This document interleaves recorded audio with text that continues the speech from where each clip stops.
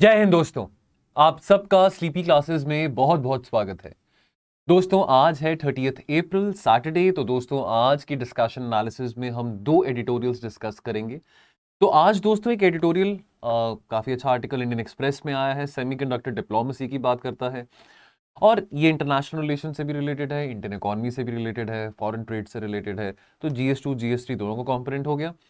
Semiconductors को लेके इसको लेके हमने पहले भी बहुत बात करी है। दो आर्टिकल्स हमने बिजनेस लाइन से भी पहले पास्ट में डिस्कस करे थे। वो कौन से आर्टिकल्स हैं मैं वीडियो के एंड में आपको जरूर बताऊंगा। आप उन आर्टिकल्स को रीविजिट कर सकते हैं। तो एक और बात देखिए, जो अगर आर्टिकल्स रिपीट हो रहे हैं, जो टॉपिक्स रिपीट हो रहे हैं ना, तो अब अगर ट्रैक रख रहे हैं अपनी डिस्कशन एनालिसिस वीडियो को, अगर आप ये पीडीएफ को ईमानदारी से डाउनलोड करके रख रहे हैं, तो कुछ ना कुछ जो नए पॉइंट्स अब इस आर्टिकल में से आएंगे हमारे सामने, वो पुराने आर्टिकल के पॉइंट्स में थोड़ा वैल्यूडेशन आप कर सकते हैं। अब फॉर एग्जांपल जो आज एक और आर्टिकल हम डिस्कस करेंगे, जो वन नेशन वन लैंग्वेज का इशू है, अभी सुदीप और अजय देवगन के बीच में भी वो कंट्रोवर्सी हुई थी ट्विटर पे। अब गवर्नमेंट पॉलिसीज एंड इंटरवेंशंस का कंपोनेंट है ये GS2 का। नाउ नेवरदलेस अब ये जो आर्टिकल है वन नेशन वन लैंग्वेज का, पहले भी हमने डिस्कस करा है। जो नई बातें इस आर्टिकल में हम समझेंगे, वो पुरानी आर्टिकल्स में से जो भी बातें हमने लिखी थी समझी थी उसमें थोड़ा ऐड कर सकते हैं। तो ये रिपीट होती रहती हैं चीज़ें, है ना। हम एडिटोरियल्स में देख रहे हैं GS2 GS3, ये चीज़ें बहुत रेपिटेटिव हैं। IR की बात करें, गवर्नमेंट पॉलिसीज़ है, सोशल जस्टिस है। तो जो टॉपिक्स रिपीट हो रहे हैं, मान लीजिए कोई टॉपिक आज आया है, वो 2 महीने बाद फिर रिपीट होकर किसी फॉर्म में आ रहा है, तो वो हमारे लिए फिर वैल्यू एडिशन का पॉइंट बन जाता है। कुछ नए पॉइंट्स अगर उस नए आर्टिकल में से हमारे सामने आते हैं, तो अगर आज हमारे सामने सेमीकंडक्टर डिप्लोमेसी से रिलेटेड या वन नेशन वन लैंग्वेज से रिलेटेड कोई नए पॉइंट्स हमारे सामने आते हैं, तो जो बच्चे ईमानदारी से एडिटोरियल्स देख रहे हैं, तो उनके लिए एक वैल्यू एडिशन हो जाएगा कि इस आर्टिकल में से जो पॉइंट आप उसमें पुराने वाले में कंटेंट में ऐड कर सकते हैं। और दोस्तों कल सुबह 10 बजे आपका इन्वायरमेंट का मैराथन सेशन होगा। प्रीवियस क्वेश्चंस यहाँ पे डिस्कस किए जाएंगे। यूपीएससी के मनमीत मैम इसको ले रहे हैं, राइट। सो रेडी रहना कल 10 बजे। और अगर दोस्तों आप यहाँ पे ऑफलाइन आना चाहते हैं, अगर आप रहते हैं चंडीगढ़ के आसपास, ट्राई सिटी में रहते हैं, तो ये हमारा एड्रेस है। यहाँ पे आके आप हमारे ऑफिस में विजिट भी कर सकते हैं। चलिए तो शुरू करते हैं blueprint for semiconductor diplomacy. Now देखिए, सेमीकंडक्टर चिप्स की बात करें, इसकी महत्वता तो बहुत है आज के टाइम पे। चाहे गाड़ियां हैं, चाहे आपके स्मार्टफोन्स हैं, टीवी हैं, जितनी भी डिवाइसेस हम यूज करते हैं, इलेक्ट्रॉनिक प्रोडक्ट्स जितने भी हम यूज करते हैं, उन सब में कहीं ना कहीं सेमीकंडक्टर चिप मैन्युफैक्चरिंग का इस्तेमाल किया जाता है। सेमीकंडक्टर चिप्स उसमें इस्तेमाल की जाती हैं। The fact of the matter is कि जो मैन्युफैक्चरिंग साइकिल है सेमीकंडक्टर चिप का, ठीक है, from sand to a finish product, sees it changing hands approximately 70 times across international borders। तो ग्लोबलाइजेशन की यहाँ पे बात हो रही है। तो आपके पास जो भी फोन है आज, जो भी फोन आप यूज करते हैं, जो भी टीवी आप देखते हैं, what ever laptop, what ever device you might have, तो कोई हैरानगी की बात नहीं है। उस डिवाइस में जो चिप है, जो सेमीकंडक्टर चिप है, वो कितने सारे लोगों द्वारा बनाया जाता है और अक्रॉस नेशनैलिटीज। तो वो जो चिप है वो एक जापानीज इंजीनियर बना रहा है, working on a Dutch machinery in an American foundry in Taiwan. तो ताइवान में, वियतनाम में, यहाँ पे जो ईस्ट एशियन इकोनॉमीज की बात करें, मोस्टली सेमीकंडक्टर मैन्युफैक्चरिंग यहाँ पे ज्यादा की जाती है ना। तो यहाँ पे जापानीज इंजीनियर हो गया, डच मशीनरी होगी, अमेरिकन फाउंड्री हो गया ताइवान के अंदर। और ये जो जापानीज इंजीनियर है, he is producing wafers which were ship to Malaysia for packaging before being sent to India as a finish product. तो इंडिया के पास, यानी कि अगर हम बात करें एज अ फिनिश प्रोडक्ट आने से पहले, कितने देशों में, कितने नेशनैलिटीज में ये जो प्रोसेस है ट्रैवल अक्रॉस करता है। तो बात यहां पे ये करेगी इस आर्टिकल में कि क्यों ना सेमीकंडक्टर एक बहुत क्लासिक एग्जांपल है कि कैसे हम अपनी फॉरेन पॉलिसी में, कैसे हम अपनी डिप्लोमेसी में सेमीकंडक्टर मैन्युफैक्चरिंग को भी बहुत एम्फेसिस दे सकते हैं, इंपेटस दे सकते हैं। अब बात फिर यहाँ पे ये आती है जो इसकी लिमिटेशन भी है कि लिमिटेड ज्योग्राफीज। तो अब जो सेमीकंडक्टर मैन्युफैक्चरिंग है, ये मोस्टली ईस्ट एशियन इकोनॉमीज तक ही सीमित है। For the matter of the fact 75% of the manufacturing, semiconductor manufacturing कहाँ पे होती है? ईस्ट एशिया में, चाइना में, Taiwan, south Korea, Vietnam etcetera, right. Now लेकिन the concentration of capacities that poses many challenges which leads several countries to be vulnerable to a few। देखिए आज के टाइम पे अब आप कोई नई गाड़ी आती है, आप जाते हैं गाड़ी लेने जाते हैं, बुकिंग करते हैं, तो आपको ये रिप्लाई आता है कि जी 1.5 महीना, 1.5 साल लगेगा, है ना, साल लगेगा। रोज कोई ना कोई नई गाड़ी आई होती है। क्यों इतना इतना लंबा वेटिंग पीरियड क्यों है गाड़ियों के लिए? बिकॉज पीछे से शॉर्टेजेस हैं। आपको ये सुनने में आता होगा जी पीछे से चिप शॉर्टेजेस चल रही हैं, है ना। अब ये सेमीकंडक्टर चिप शॉर्टेजेस को एड्रेस करने के लिए, अब देखिए रशिया यूक्रेन की लड़ाई के कारण भी बहुत सारे ऐसे क्रिटिकल कंपोनेंट्स हैं जो कि सेमीकंडक्टर मैन्युफैक्चरिंग में जो यूज किए जाते हैं, वहां पे यूक्रेन में प्रोड्यूस होते हैं। अब उसके चलते, रशिया यूक्रेन के झगड़े के चलते, वो थोड़ा ऑब्वियसली सप्लाई जो साइड चैलेंजेस हैं वो और बढ़ रही हैं, राइट। तो अब अब हम इंडिया की भी बात करें, देखिए हमने अपनी सॉफ्टवेयर सर्विसेज में तो बहुत ही ज्यादा, software export, software services, IT companies, इसमें तो हमने बहुत बड़ा लैंडमार्क अचीव कर लिया है। लेकिन हार्डवेयर मैन्युफैक्चरिंग में, इलेक्ट्रॉनिक मैन्युफैक्चरिंग में हमने अभी वो स्केल अचीव नहीं करा जो कि शायद वियतनाम ने या ताइवान ने या साउथ कोरिया ने या जापान ने अचीव करा हो। बहुत सारी जो ऑटोमोबाइल मैन्युफैक्चरिंग कंपनीज है, ये भी इन्हीं कंट्रीज में सिचुएटेड है। तो अभी ये मौका है हमारे लिए कि कैसे हम डिप्लोमेसी को यूज करके यहाँ पे सेमीकंडक्टर मैन्युफैक्चरिंग को इम्पेटस दे सकते हैं। इनफैक्ट आपको याद होगा, अभी कुछ ही महीने पहले की बात है कि भारत सरकार ने, हमारे कैबिनेट ने 76,000 करोड़ का बजट एक अप्रूव किया था कि कैसे चिप मैन्युफैक्चरिंग को बूस्ट किया जा सकता है। तो इसको प्रोडक्शन लिंक्ड इंसेंटिव स्कीम में भी इंक्लूड करा गया है। जॉब क्रिएशन का भी बहुत यहाँ पे इम्पेटस है, ठीक है, बहुत पोटेंशियल है यहाँ पे जॉब क्रिएशन का, और हमारी वल्नरेबिलिटी भी कम होगी अगर हम डिपेंडेंट नहीं होंगे इम्पोर्ट्स पे, खास करके चिप मैन्युफैक्चरिंग की बात करें। Now definitely this is an opportunity for India, because obviously हम आत्मनिर्भरता की बात करें, scaling up the manufacturing capabilities की बात करें, तो डेफिनेटली अब हमने ग्रीन हाइड्रोजन की भी बातें करी थी कल, है ना। तो ये नई चीजें हैं, यहाँ पे मैन्युफैक्चरिंग प्रोसेस में नई चीजें इनकॉर्पोरेट कर सकते हैं। जो चिप शॉर्टेजेस हैं ड्यू टू कोविड-19, अब उसके कारण भी सप्लाई चेन इफेक्ट हुआ था, सप्लाई चेन शॉर्टेजेस थी। Now that has hit auto makers with revenue loss of $110 billion in the last fiscal year. ठीक है, अब रशिया यूक्रेन कॉन्फ्लिक्ट के चलते भी इसके जो इंप्लीकेशंस है, बिकॉज जैसे आपको मैंने बताया कि चिप मैन्युफैक्चरिंग के जो रॉ मटेरियल जो होते हैं, जो क्रिटिकल इनपुट्स होते हैं, वो यूक्रेन में पाए जाते हैं। अब इसके चलते थोड़ी वहां पे प्रॉब्लम होगी, बिकॉज झगड़ा चल रहा है, तो उस करके वो जो रॉ मटेरियल है वो प्रोक्योर नहीं हो पाएगा। तो यहाँ पे इंडिया को, यहाँ पे ये मैसेज दिया गया कि India should capitalise on this opportunity to become an attractive alternative destination जहां पे सेमीकंडक्टर मैन्युफैक्चरिंग हो सकती है। अब डिप्लोमेसी की बात आ जाती है। अब अगर हम सेमीकंडक्टर मैन्युफैक्चरिंग को heart of the Indian foreign policy में अगर हम प्लेस करें, हम एक्ट ईस्ट की बात करते हैं। देखिए, अब लुक ईस्ट से हम एक्ट ईस्ट पे आ चुके हैं।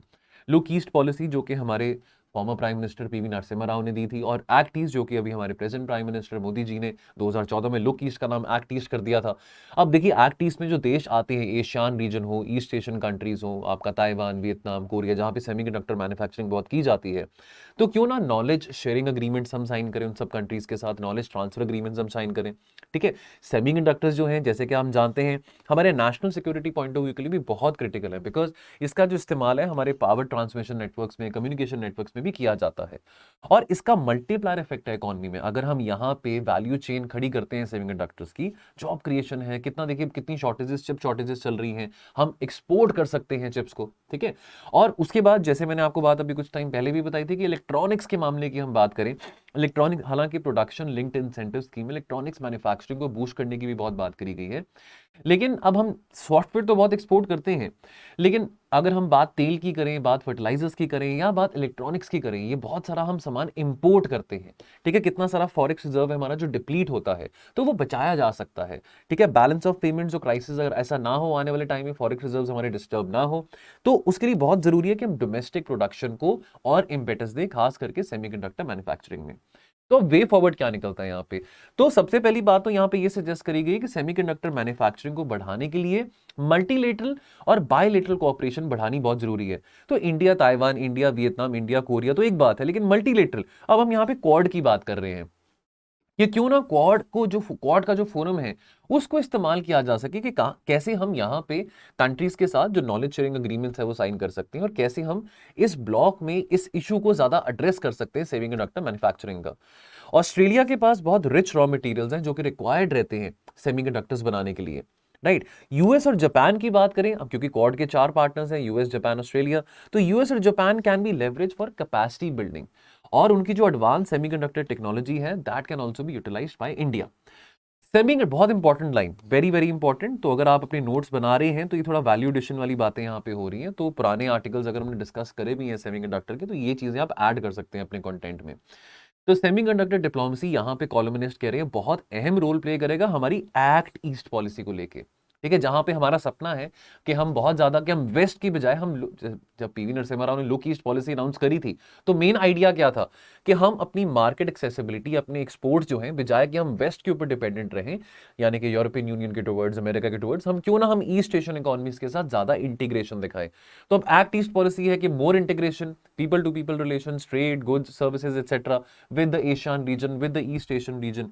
तो इस करके बहुत पिवटल रोल प्ले करेगा semiconductor manufacturing in India's Act East policy.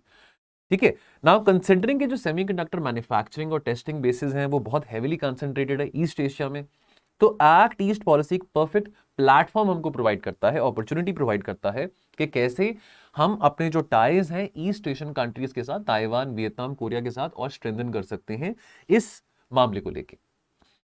चलिए, सो दोस्तों थोड़ी और इन्फॉर्मेशन आपको देना चाहता हूं। सो दोस्तों आई एम श्योर आप अपने प्रीलिम्स पास में हैं, प्रीलिम्स का कोई ना कोई आप अपना रिवीजन कर रहे हैं, टेस्ट सीरीज भी दे रहे होंगे, कहीं ना कहीं से आपने जरूर बहुत सारे मॉक टेस्ट दिए होंगे। मेरा यह मानना है कि अब जो जितना टाइम रह चुका है, कम समय रह चुका है, अब इस टाइम में आपको जितनी ज्यादा प्रैक्टिस करें, जितना ज्यादा एमसीक्यू सॉल्व करें उतना ही बेहतर है। तो टेस्ट सीरीज आप कोई मर्जी कर सकते हैं, कोई ऐसी बात नहीं है। यूपीएससी ऐसा नहीं कहता कि आपने इसी इंस्टीट्यूट की टेस्ट सीरीज करनी है कि आप तभी आपके एग्जाम में नंबर अच्छे आएंगे। लेकिन अगर आप स्लीपी क्लासेस का कंटेंट तो आप देखते ही हैं, है ना। अगर आप स्लीपी क्लासेस की टेस्ट सीरीज अवेल करना चाहते हैं तो 28 टोटल टेस्ट है हमारी टेस्ट सीरीज में, ठीक है। तो ये इसका ब्रेकअप है। अच्छा, वैसे इसकी प्राइस 4000 थी, लेकिन अभी कूपन कोड ऑफ 50 लगा के इसकी जो प्राइस है आपको 1999 की पड़ेगी। तो टेक्निकली एक टेस्ट आपको 100 रुपए से भी 100 रुपीज से भी कम का पड़ेगा। तो अगर आप अवेल करना चाहते हैं दिए गए नंबर पे कॉल कर सकते हैं। और दोस्तों हमारे सारे ही प्रीलिम्स के 2022 के जो कोर्सेज हैं उस सब पे 50% ऑफ चल रहा है। अगेन, अगर आपने प्रीलिम्स 2022 के कोर्सेज अवेल करने हैं, चाहे वो जनरल स्टडी से ओरिएंटेड है, स्टैटिक जीएस से ओरिएंटेड है, करंट अफेयर से ओरिएंटेड है, टेस्ट सीरीज से ओरिएंटेड है, क्रैश कोर्स से ओरिएंटेड है, तो इन सबको अवेल करने के लिए आपको कूपन कोड वही अप्लाई करना है, OFF50 ऑफ 50। और इन्फॉर्मेशन लेने के लिए दिए गए नंबर पे कॉल कीजिए, आपको पूरी असिस्टेंस करी जाएगी। चलिए, सो आज का last editorial, a step that would trigger language phonocide. अब बात यहां पे वन नेशन वन लैंग्वेज की हो रही है। अभी आपने न्यूज में फॉलो भी करा होगा, ट्विटर पे थोड़ा वो कंट्रोवर्सी हुई थी अजय देवगन और सुदीप के बीच में, ठीक है। अब देखिए, अब हिंदी, अब जैसे अजय देवगन ने कहा था कि जी हिंदी जो है वो हमारी नेशनल लैंग्वेज है। चलो हमने अब यूपीएससी की चलो अगर हम यूपीएससी की तैयारी ना कर रहे थे तो शायद हमको इस बात का पता नहीं होना था, लेकिन हमको ये पता है कि 8वें शेड्यूल में 22 लैंग्वेजेस हैं जो हमारी शेड्यूल्ड लैंग्वेजेस होती हैं, उसमें से हिंदी भी एक भाषा है। अब ये डिबेट है कि हिंदी नेशनल लैंग्वेज है कि नहीं है। देखिए, बहुत सारे लोगों को अपनी अपनी जो मदर टंग है उसके साथ बहुत प्यार होता है, ठीक है। तो चाहे वो पंजाबी है, चाहे वो हरियाणवी है, चाहे वो असमीज है, ठीक है, चाहे वो भोजपुरी है, what ever language it might be, चाहे वो कन्नड़ है, तेलुगु है, तो ये कहना कि हम वन नेशन वन लैंग्वेज के टुवर्ड्स मूव करें, that would be kind of showing disrespect towards the diversity of our country. Because often times हम ये बात करते हैं दैट वी शुड, मैं ये बात बार बार कहता भी रहता हूं, खास करके जब नॉर्थ ईस्ट रिलेटेड कोई आर्टिकल्स हम डिस्कस करते हैं, that we should celebrate diversity. एक तो यूनिटी इन डाइवर्सिटी की बात होती है, but we should celebrate diversity, कि भी आपकी भाषाएं, आपके कस्टम्स, है ना, जो भी है हम सब सेलिब्रेट करें। और वैसे भी आपको पता है कि यहाँ पे हर 3 किलोमीटर के बाद आप एक स्टेट में रह रहे हो, यूपी में हो, मध्य प्रदेश में हो, पंजाब में हो, किसी मर्जी स्टेट में हो, हर 3 किलोमीटर के बाद पानी का जो टेस्ट है वो भी बदलता है और भाषा भी बदलती है, डायलेक्ट्स बदलते हैं। अब वीडी सावरकर थे, जो हिंदुत्व आइकन थे, उन्होंने पहले एडवोकेट किया था the idea of Hindi to be declared as the national language, ठीक है जी। Now India has a harmonious symphony of linguistic pluralism, ठीक है, बहुत सारी भाषाएं यहाँ पे बोली जाती हैं। तो ऐसा तो नहीं है कि अगर 22 लैंग्वेजेस शेड्यूल्ड है हमारे 8वें शेड्यूल में तो 22 ही भाषाएं बोली जाती हैं, नहीं, बहुत सारी और भाषाएं हैं। काफी सारी ऐसी भाषाएं हैं जहां पे जो स्पीकर्स हैं उनकी जो संख्या है वो 10,000 से भी कम की है। अब अब वो भाषा तो भाषा होती है, चाहे उसको बोलने वाले 5 लोग हों, चाहे उसको बोलने वाले 5 लाख लोग हों, या चाहे 50 करोड़ लोग हों, ठीक है। Now all other languages which are spoken by less than 10,000 speakers, उसको एक सिंगल एंटिटी में क्लब कर दिया गया था by the name of others. अब ये प्रैक्टिस बहुत लंबे अरसे से फॉलो की जा रही है। 1971 में सेंसस हुआ था, तो उसके चलते जो लिंग्विस्टिक डेटा था उसको 2 कैटेगरीज में डिवाइड किया गया था। एक तो हमारा जो ऑफिशियल लिस्टेड लैंग्वेजेस हैं 8वें शेड्यूल में, ठीक है, एंड दी अदर लैंग्वेजेस जिसमें मिनिमम 10,000 स्पीकर्स थे। और एक और जो अदर्स द्वारा जो कैटेगरी वहां पे करी गई थी, लिस्ट करी गई थी, उसमें वो वाले स्पीकर्स थे जो ऐसी भाषाएं बोली जाती जिनके जो स्पीकर्स हैं वो 10,000 से भी कम है। अब क्या ये सही है कि गलत है? अब ऑब्वियसली आपके सामने है, आप इसको बात को एक्सप्लोर कर सकते हैं। नाउ एक्सपोजिंग अ मिथ की अगर हम बात करें, ठीक है।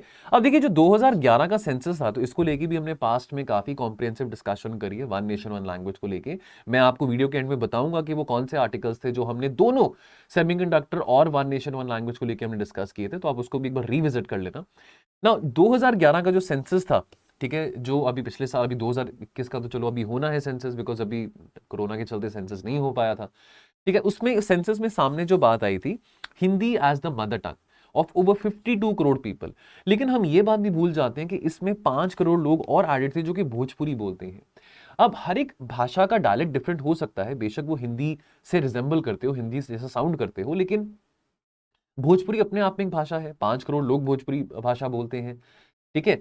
एंड अब उसको भी हिंदी में सबस्यूम कर लिया, और 9 करोड़ और ऐसे स्पीकर्स थे ऑफ नियरली 61 अदर लैंग्वेजेस, अब उसको भी हिंदी में इंक्लूड कर लिया।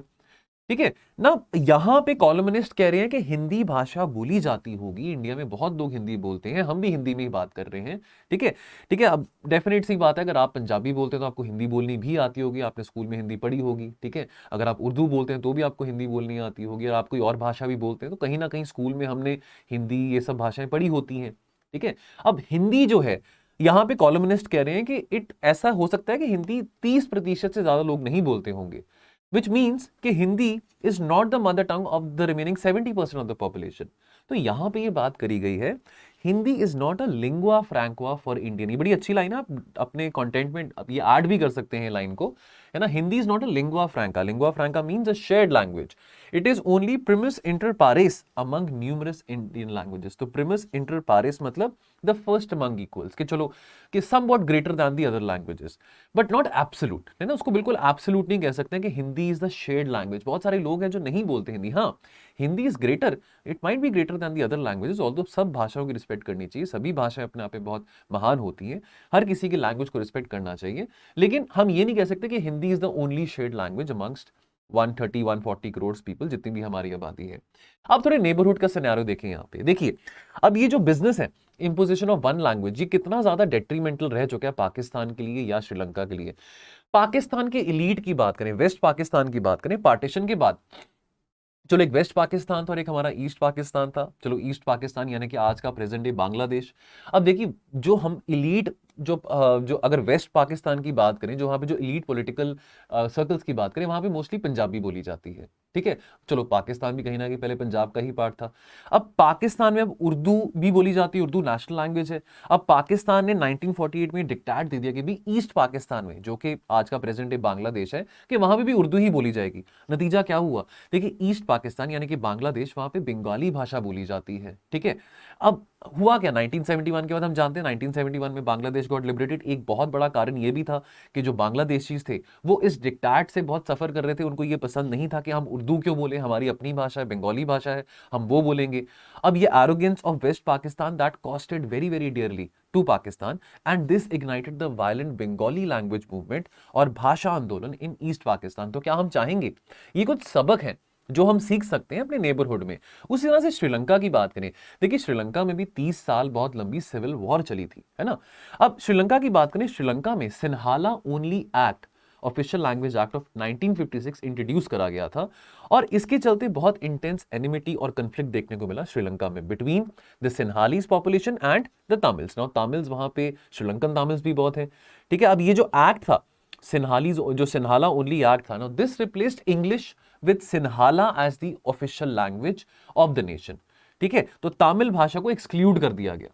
अब Sinhalese was the language of Sinhalese people, जिनकी जो आबादी है श्रीलंका में 70% ऑफ द पॉपुलेशन है, फाइन, लेकिन what about the remaining 29-30% of the population.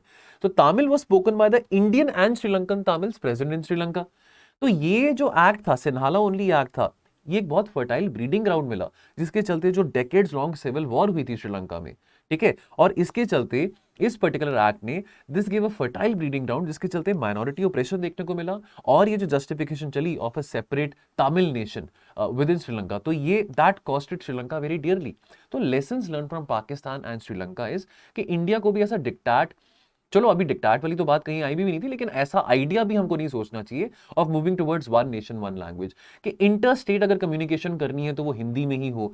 तो इतना ज्यादा हार्ड क्यों होना, अगर मतलब मान लीजिए अगर हमने गवर्नमेंट ऑफिशियल्स, अगर असम से कोई गवर्नमेंट ऑफिशियल्स तमिलनाडु में आते हैं तो उनको नहीं समझ आएगी तमिल भाषा, तो अब वो कि वो हिंदी में ही बात करेंगे, तमिल वाले भी लोग हिंदी में ही बात करेंगे असम के गवर्नमेंट ऑफिशियल्स के साथ।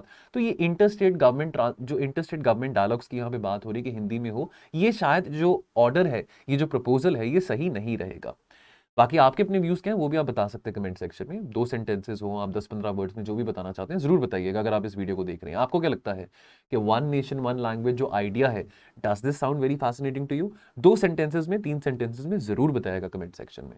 अब कुछ ग्लोबल प्रैक्टिसेस की यहाँ पे बात कर लेते हैं। तो Nations which had accommodated linguistic diversity for example Singapore की बात करें, वहां पे मल्टी एथनिक पॉपुलेशन है। मल्टी एथनिक पॉपुलेशन यहां पे भी है, ऐसी बात नहीं इंडिया में मल्टी एथनिक पॉपुलेशन ही यहां पे भी है, बट यहाँ पे सिंगापुर का एग्जांपल दिया गया है। बहुत प्रेशर था सिंगापुर, अब सिंगापुर में चाइनीज लोग भी हैं, मलेशिया से भी हैं, इंडियन पॉपुलेशन भी है, तो बहुत प्रेशर था कि सिंगापुर में चाइना जो है, चाइनीज जो है वो ऑफिशियल लैंग्वेज वहां पे डिक्लेयर कर दी जाए, ठीक है।